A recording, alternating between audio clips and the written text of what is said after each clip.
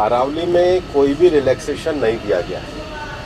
पहली बात, अरावली भारत के 4 राज्यों में है, दिल्ली, हरियाणा, राजस्थान, हरियाणा और गुजरात। टोटल अरावली 39 डिस्ट्रिक्ट्स में है। अरावली की पिटीशन 1985 से चल रही है।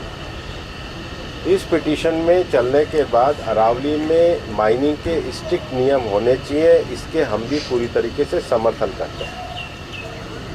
सुप्रीम कोर्ट ने चारों राज्यों को कहा कि अरावली की सेम डेफिनेशन होनी चाहिए। सेम डेफिनेशन में 100 मीटर को, जो कि 1968 का जो जियोलॉजी का स्टडी है रिचर्ड मॉर्फी, उसके कारण है। कुछ यूट्यूब चैनल ने और कुछ लोगों ने एक कन्फ्यूज़न खड़ा कर दिया कि 100 मीटर का अर्थ होगा टॉप के 100 मीटर। ऐसा नहीं है। उसका जो बेस स्ट्रक्चर है, जो पर्वत का बेस स्ट्रक्चर है, अगर वो ज़मीन के अंदर भी 20 मीटर है, वहाँ से लेके 100 मीटर तक प्रोटेक्शन है। तो जो 100 मीटर का प्रोटेक्शन है, जो लोगों ने कन्फ्यूज़न करा है कि मतलब ऊपर का 100 मीटर है, नीचे खुदाई कर सकेंगे, वो नहीं है। मैं आपको फिर क्लियर कर रहा हूँ। 100 मीटर का अर्थ है टॉप 100 मीटर से बॉटम के अंदर तक जो उसका पूरा फैलाव है। पहाड़ी तो ऐसे होती है, तो उसका बॉटम तो बड़ा होता है, जहाँ तक उसका बॉटम जाएगा वहाँ से लेके 100 मीटर तक प्रोटेक्शन है।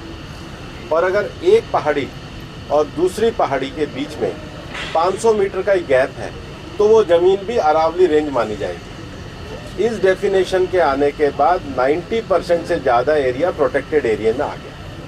90% से ज़्यादा। मेरा ये स्टेटमेंट लिख लीजिए, टोटल अरावली का एरिया 1,47,000 स्क्वायर किलोमीटर है। इसके बाद केवल अभी की जो मेरे पास 39 डिस्ट्रिक्ट है, केवल 217 किलोमीटर, मतलब 2% में ही माइनिंग हो सकती है, और वो भी हर तरीके से नहीं हो सकती। उसके लिए भी सुप्रीम कोर्ट ने डायरेक्शन दिया है कि आपने जैसे सारंडा और झारखंड में एक पूरा पहले माइनिंग प्लान बनाया है, वो प्लान तैयार करिए। वो प्लान तैयार करने के बाद भी ICFR जो इंस्टीट्यूशन है उसकी परमिशन होगी, उसके बाद ही परमिशन मिलेगी। दिल्ली में कोई भी माइनिंग अलाउ ही नहीं है, ना होगी। मैं फिर दोहरा रहा हूँ, दिल्ली के अरावली हिल्स में माइंस पूरी तरीके से बैन है।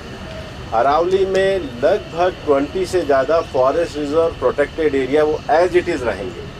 तो reserve area, protected area, even 100 metre भी पहले क्या होता था, जो लोगों ने करा था कि टॉप को छोड़ के नीचे खुदाई करते थे, तो वो एक तरीके से उसके चारों तरफ करते थे। अब वो भी नहीं कर सकेंगे। तो मुझे लगता है सुप्रीम कोर्ट ने जो निर्णय दिया है, ministry of environment, survey of India, geological survey of India, और जियोलॉजिकल सर्वे ऑफ इंडिया में जो इंटरनेशनल स्टैंडर्ड है रिचर्ड मॉर्फी, उसको दिया है। उसके बाद भी मामला सुप्रीम कोर्ट में है। हम पूरी तरीके से सहयोग करने के लिए तैयार हैं। पिछले 2 साल से लगातार स्वयं प्रधानमंत्री जी ने अरावली में वृक्षारोपण किया है। ये सरकार पिछले 2 साल से ग्रीन अरावली का मूवमेंट चला रही है। मैंने खुद ने पिछले दिनों उदयपुर में सारे DFOs की, मतलब चारों जिलों के 39 DFO की मीटिंग करी है। हम हर डिस्ट्रिक्ट में अरावली की नेटिव स्पीशीज़ का एक नर्सरी लगा रहे हैं। हम ग्रीन अरावली के लिए प्रतिबद्ध हैं। ये एक झूठ फैलाया जा रहा है। और सबसे बड़ी बात है कि ये जो रिपोर्ट है, ये 2006 से राजस्थान में ऑलरेडी लागू है।